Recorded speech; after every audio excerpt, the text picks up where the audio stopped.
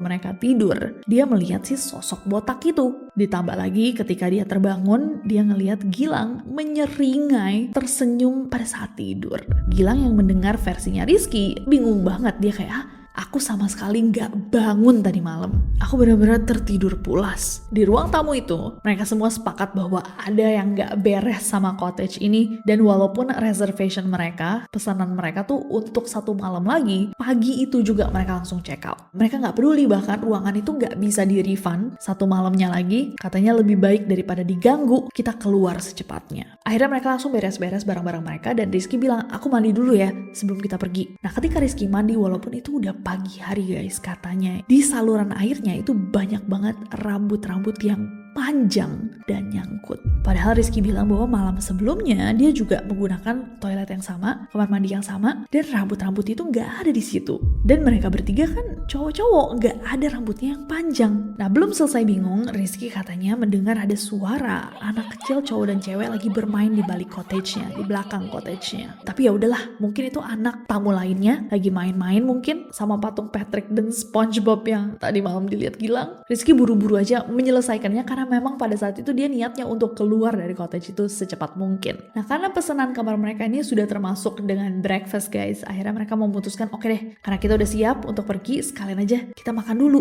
Itu udah bawa tas mereka masing-masing guys ke restorannya. Begitu mereka duduk di restorannya, Rizky sadar lagi bahwa mereka tuh cuman bertiga ditambah sepasang suami istri yang duduk sambil sarapan, tapi sama sekali tidak ada anak kecil. Mereka menyelesaikan sarapan, kemudian mereka ke resepsionis, dan lagi-lagi di depan resepsionis, di tempat parkir, cuman ada 2 mobil. Padahal ketika ditanya lagi sama si teteh resepsionis, mungkin hari sebelumnya dia bercanda gitu kan. Ditanya dengan serius, teh ini ada kamar lagi yang kosong? Enggak, semuanya full booked. Semuanya sudah di booking. Sempat ditanya sama resepsionisnya, ini apa, dia mau pergi? Udah mau check out aja? Rizky bilang bahwa iya kami ada acara di Bandung. Tetehnya bilang ini nggak bisa di refund loh 1 malamnya lagi Rizky bilang iya nggak apa-apa teh, nggak usah di refund. Nah kata Rizky, entah dia halu atau gimana, tapi katanya ketika si teteh menyiapkan berkas-berkas untuk check out, Rizky ngerasa kayak si tetehnya ini sedikit senyum, seakan dia sudah tahu alasan kenapa mereka mau check out lebih awal. Setelah dari situ, mereka mencoba untuk mencari hotel yang lebih proper, dan setelah mereka mendapatkan hotel lainnya, Gilang pun ngecek-ngecek nih di Google review untuk cottage yang mereka baru datangi. Dan ternyata benar aja, banyak banget orang yang nge-review cottage itu sebagai tempat yang